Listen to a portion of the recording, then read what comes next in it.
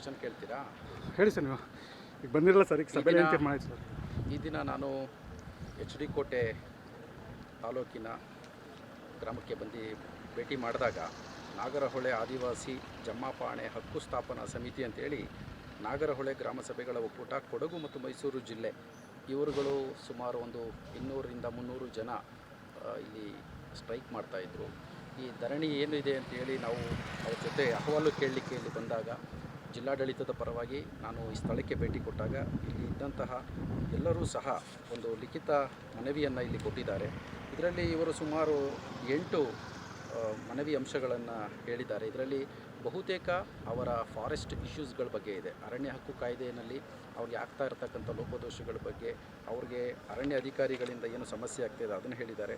ಮತ್ತು ಸುಪ್ರೀಂ ಕೋರ್ಟ್ನಲ್ಲಿ ಕೇಸ್ ನಡೀತಾ ಇರೋದು ಅದ್ರ ಬಗ್ಗೆ ಇವರ ಗ್ರಾಮ ಸಭೆಗಳಲ್ಲಿ ಟರಾವ್ ಏನಿದೆ ಅದನ್ನು ಅಲ್ಲಿ ಮಂಡನೆ ಮಾಡಬೇಕು ಅಂತ ಕೇಳಿದ್ದಾರೆ. ಈ ರೀತಿ ಏನು ಅವರ ಮೂಲಭೂತ ಅವಶ್ಯಕತೆಗಳಿದೆ ಮತ್ತು ಅವರ ಧಾರ್ಮಿಕ ನಂಬಿಕೆಗಳಿದೆ, ಅವ್ರದ್ದು ಸ್ಮಶಾನ ಇರ್ಬೋದು, ಅವರ ಗ್ರಾಮಗಳಲ್ಲಿ ಪೂಜೆ ಮಾಡ್ತಕ್ಕಂಥ ಸ್ಥಾನ ಇರ್ಬೋದು, ಅದನ್ನೆಲ್ಲ ಇವರು ಪರ್ಮಿಷನ್ ಕೊಡ್ತಾ ಇಲ್ಲ ಅಂತೇಳಿ ಅವ್ರಿಗೆ ಭಾವನೆ ಇತ್ತು. ಸೊ ಈಗ ನಾನು ಅವರ ಮನವೊಲಿಸಿದ್ದೇನೆ, ಅವರು ಧರಣಿಯನ್ನು ನಿಲ್ಲಿಸಬೇಕು ಅಂತ ರಿಕ್ವೆಸ್ಟ್ ಮಾಡಿದ್ದೇನೆ. ಇದರ ಜೊತೆಗೆ ಅವರೆಲ್ಲರಿಗೂ ಸಹ ನಾವು ಜಿಲ್ಲಾಡಳಿತದ ವತಿಯಿಂದ ಒಂದು ಆಶ್ವಾಸನೆ ಭರವಸೆ ಕೊಟ್ಟಿದ್ದೇವೆ ಅಂತ ಹೇಳಿದರೆ, ಅರಣ್ಯ ಹಕ್ಕು ಕಾಯ್ದೆ ನಿಮ್ಮೆಲ್ಲರ ರಕ್ಷಣೆಗಿದೆ, ನಾವು ಅದನ್ನು ಚಾಚು ತಪ್ಪದೆ ಮಾಡ್ತೇವೆ ಮತ್ತು ತಮ್ಮ ಜೀವನ ನಡೆಸಲಿಕ್ಕೆ ಏನು ಅವಶ್ಯಕವಾಗಿ ಮೂಲಭೂತ ಸೌಲಭ್ಯಗಳು ಬೇಕಿದೆ ಅದನ್ನು ನಾವು ಸರ್ಕಾರದ ವತಿಯಿಂದ ನಾವೆಲ್ಲ ಸೇರಿ ಕೊಡ್ತೇವೆ.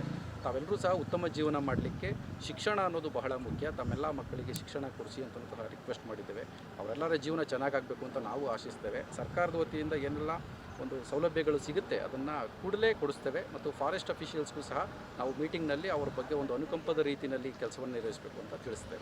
ಸರ್, ಅರಣ್ಯ ಪತ್ರ ವಿಳಂಬಕ್ಕೆ ಕಾರಣ ಏನು ಸರ್ ಇದು? ಯಾಕಂದರೆ ಗ್ರಾಮ ಸಭೆಯಿಂದ ಎ ಸಿಗೆ ಹೋಗಿತ್ತು, ಎ ಸಿಯಿಂದ ಡಿ ಸಿ ಬಂದಿರುತ್ತೆ, ಬಟ್ ಡಿ ಸಿ ಬಂದಾಗ ಇಲ್ಲಿ ಕೆಲವು ಅರಣ್ಯಾಧಿಕಾರಿಗಳು ಅಡ್ಗಾಲಾಗ್ತಿದ್ದಾರೆ ಅನ್ನೋ ಒಂದು ಆರೋಪ ಇಲ್ಲ. ಅಲ್ಲಿ ಏನಾಗುತ್ತೆ, ಈಗ ಕೆಲವು ಚೆಕ್ಸ್ ಆ್ಯಂಡ್ ಬ್ಯಾಲೆನ್ಸಸ್ಸಲ್ಲಿ ನೀವು ಅಪ್ಲಿಕೇಶನ್ಸ್ ಮೂವ್ ಆಗಿ ಕೆಲವೊಂದು ಕಡೆ ರಿಜೆಕ್ಟ್ಗಳಾಗುತ್ತೆ, ದಾಖಲೆಗಳಿಲ್ಲ ಅಂತೇಳಿ. ಬಟ್ ನಾವು ರಿಜೆಕ್ಟ್ ಅಂತೇಳಿ ಅದನ್ನು ಸಂಪೂರ್ಣವಾಗಿ ರಿಜೆಕ್ಟೇ ಮಾಡಲ್ಲ, ಅದನ್ನು ಮತ್ತೆ ರೀವೆರಿಫಿಕೇಷನ್ಗೆ ಹಾಕ್ತೇವೆ. ನಾವು ರೀವೆರಿಫಿಕೇಷನ್ ಆಗಲಿಲ್ಲ, ಅದು ರಿಜೆಕ್ಟ್ ಆಯಿತು ಅಂದರೆ ಅವ್ರಿಗೆ ಅವಕಾಶನೇ ಸಿಗಲ್ಲ. ಸೊ ರೀವೆರಿಫಿಕೇಷನ್ ಹಾಕಿದಾಗ ಮತ್ತೆ ಅದು ಸ್ಕ್ರ್ಯಾಚ್ ಲೆವೆಲಿಂದ ಮತ್ತೆ ಮಾಜರು ಆ ಥರ ಬರುತ್ತೆ. ಸೊ ಅದರಿಂದ ಡಿಲೇ ಆಗಿರಬಹುದು, ಬಟ್ ಯಾವುದೇ ಕಾರಣಕ್ಕೂ ರಿಜೆಕ್ಟ್ ಅಂತೂ ಮಾಡಿ ಅವರ ಹಕ್ಕುಗಳನ್ನ ಯಾರು ಕಸ್ಕೊಳ್ಳೋಕ್ಕೆ ಸಾಧ್ಯ ಇಲ್ಲ. ಅವರಿಗೆ ಒಳ್ಳೇದಾಗಬೇಕು ಅನ್ನೋ ದೃಷ್ಟಿಯಿಂದನೇ ಇವೆಲ್ಲ ಒಂದು ಕೆಲಸಗಳಾಗ್ತದೆ. ಸರ್, ಇವಾಗ ಒಂದು ಹೊಸ ಡಾಕ್ಯುಮೆಂಟ್ ಸೇರ್ಪಡೆ ಮಾಡಿದ್ದಾರೆ, ಏನಂತಂದರೆ ವಂಶವೃಕ್ಷ ಕಳಿಸಿದ್ದಾರೆ ಅಂತ.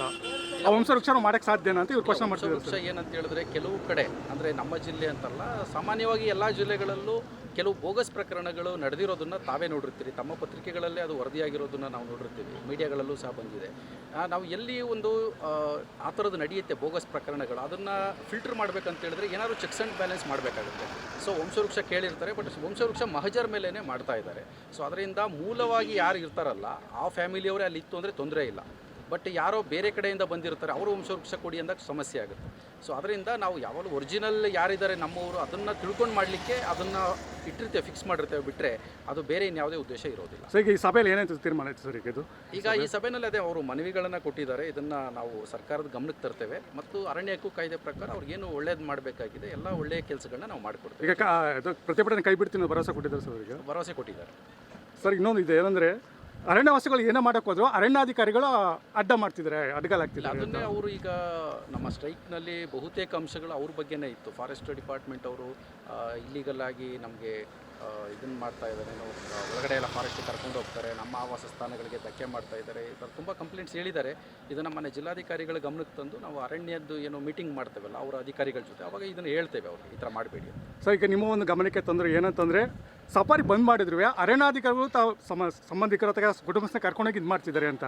ಇಲ್ಲ, ಇದ್ರ ಬಗ್ಗೆ ನಿಮ್ಮ ಗಮನಕ್ಕೆ ಬರಲ್ವಾ ಸರ್? ಅದು ಮೇಲಧಿಕಾರಿಗಳ ಗಮನಕ್ಕೆ ಈಗ ಒಂದು ಎವಿಡೆನ್ಸ್ ಜೊತೆ ನಮಗೆ ಕಂಪ್ಲೇಂಟ್ ಕೊಟ್ಟರೆ ಡೆಫಿನೆಟ್ಲಿ ಆ ಥರ ಯಾರು ಮಾಡಿರ್ತಾರೆ ಅವ್ರ ಮೇಲೆ ಕ್ರಮ ತಗೋತೀವಿ. Thank you.